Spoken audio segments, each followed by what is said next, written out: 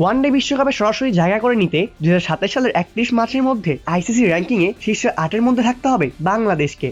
অন্যদিকে সরাসরি বিশ্বকাপ খেলবে দুই আয়োজক সাউথ আফ্রিকা ও জিম্বাবুয়ে। আফগানিস্তানের বিপক্ষে সিরিজ জিতে সেই পথে অনেকটা এগিয়ে যাওয়ার সুযোগ ছিল বাংলাদেশের, তবে টানা 2 ম্যাচ হেরে সিরিজ খুইয়েছে বাংলাদেশ।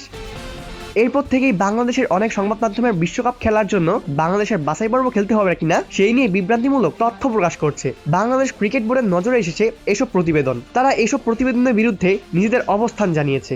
বিসিবি এক বিবৃতিতে বলেছে, কিছু প্রতিবেদন দলের ম্যাচ সংখ্যা ও র্যাঙ্কিং এর সুযোগ নিয়ে ভুল বা বিভ্রান্তির তথ্য উপস্থাপন করছে। বাস্তবে বর্তমান ICC future tours program FTP অনুযায়ী বাংলাদেশের আগামী 14 অক্টোবর 2025 থেকে 2026 সালের পর্যন্ত মোট সময়কালে 24টি ওয়ানডে ম্যাচ খেলবে দেশ ও দেশের বাইরে।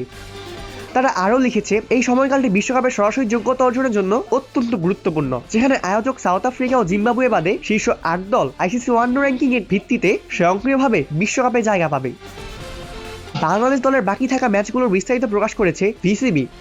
আফগানিস্তানের বিপক্ষে বাকি থাকা এক ওয়ানডের সঙ্গে ওয়েস্ট ইন্ডিজের বিপক্ষে 3টি, পাকিস্তানের বিপক্ষে 3টি, নিউজিল্যান্ডের বিপক্ষে 3টি, অস্ট্রেলিয়ার বিপক্ষে 3টি, জিম্বাবুয়ের বিপক্ষে 5টি ও আয়ারল্যান্ডের বিপক্ষে 3টি ও ভারতের বিপক্ষে 3টি ওয়ানডে ম্যাচ খেলবে টাইগাররা। অপূর্ব দাস, প্লেবাস নিউজ।